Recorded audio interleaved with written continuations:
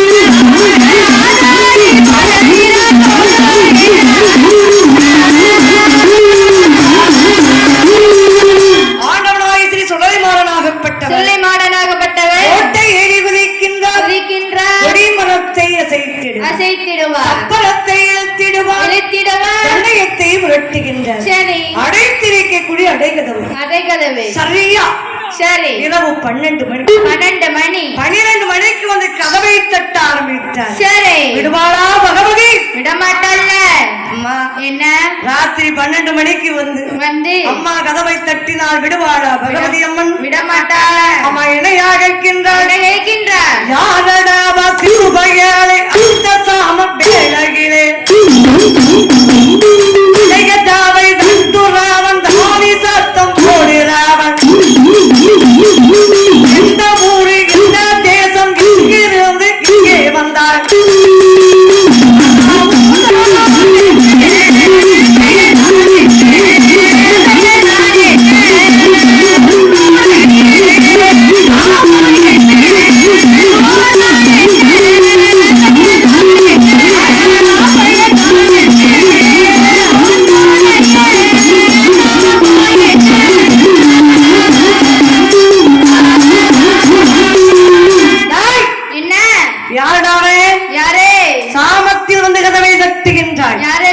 எந்த ஊர் எந்த தேசம் எங்கிருந்து இங்கே வந்த வந்தாய்? எங்கிருந்து இங்கே வந்தாய்? பார்த்தால் சுடலை மாட சுவாமி. சுடலை மாடல் சுவாமி. அம்மா என்ன? என்னையா யார் என்று கேட்கின்றாய்? ஆமா. நான் யார் தெரியுமா? யாரு?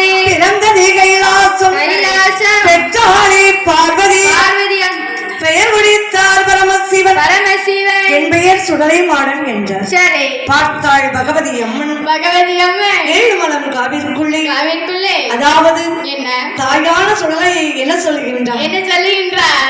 பகவதி அம்மன் வாசலிலே வாசலிலே ஏறுகிறான திரவியத்திற்கு திரவியத்தில் காவல் தெய்வமாக இருப்பாய் என்றார். சரி. ஏறுகிறான திரவியத்தையும் திரவியத்தையும் நல்ல முறையிலே பாதுகாத்து வந்தால் சாமை குடை உந்தனைக்கு, உந்தனைக்கு சர்க்கரை பொங்கல் எந்தனைக்கு, எந்தனைக்கு கொஞ்சம் முறை என்ன?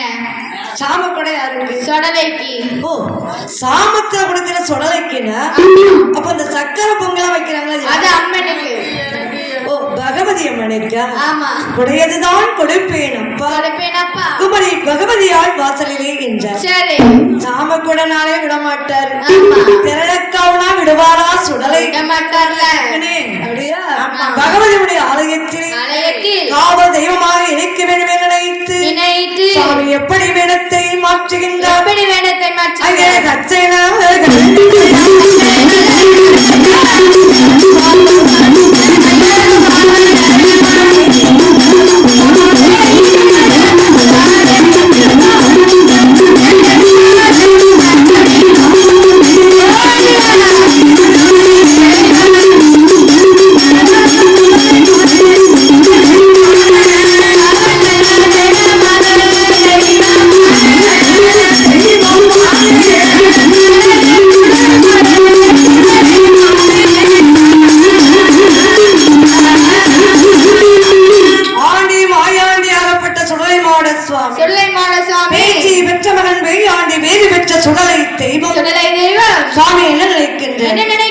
கொடிமரத்திலே காவலுக்கு அமர்கின்றார். சரி.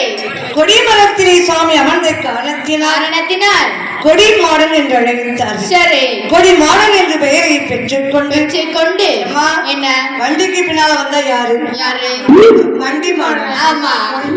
தேரடியிலே குடிகொண்டு இருந்தால் தேரடி மாடன். ஆமா. ஒத்தப்படை சுடலை என்றும் உயிர்காட்டு சுடலை என்றும் ஐகோட்டு மகாராஜா என்னும் பெயரை பெற்ற ஆண்டவனாகி சுடலை மாடனாகப்பட்ட பகவதியுடைய ஆலயத்திலே காவல் தெய்வமாக இருக்கக்கூடிய சுடலை அந்த மாந்திரவாதி வம்சத்தை எல்லாம் கருவறுத்தார். சரி. மாந்திரவாதி வம்சத்தை கருவறுத்து விட்டு தனக்கும் நல்ல இடம் பார்க்க வேண்டும் என நினைத்து ஆண்டி மாயாண்டி ஆகப்பட்ட சுடலை பேச்சு பெற்ற மகன் பேயாண்டி பேரு பெற்ற சுடலை மாட சுவாமி அங்கிருந்து வெளியேறி எங்கே வருகின்றார் தெரியுமா? எங்கள் ஆண்டவனாகிய சுடலை மாட சுவாமி இந்த மாநிலம் எல்லாம் பேர் துலங்கக்கூடிய நமது மடத்தூர் மாநகரை கண்ணிலே கண்டார். சரி. என்ன எந்த ஊரை பார்க்கிறாரு? மடத்தூர்.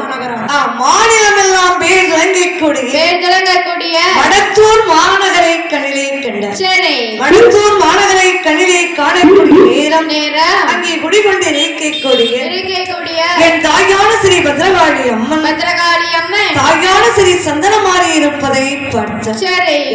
என்ன அம்மா இருக்கிற இடம் தானே நமக்கு சிறந்த இடம் என்று சொல்லி ஆண்டவனாகி ஸ்ரீ சுடலை மாடனாகப்பட்டவர் இந்த இடம் விட்டோம் என்று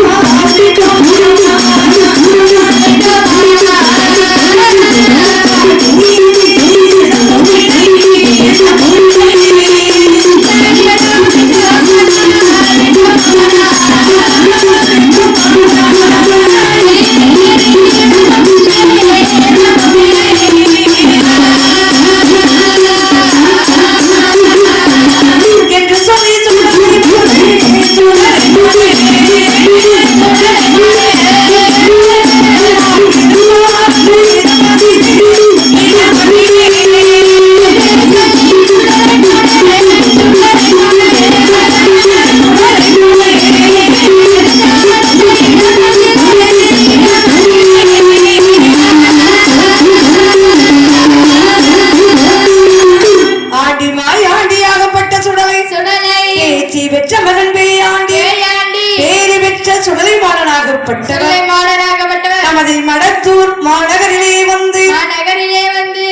ஊர் மக்களை எல்லாம் நல்ல முறையிலே பாதுகாப்பேன் என்று சொல்லி சொல்லி காவல் தெய்வமாகவே தாயான ஸ்ரீ சந்தனமாரின் ஆலயத்தின் எதிராகவே ஆமா சுவாமி சந்தோஷமாக சிரிக்கிறார்.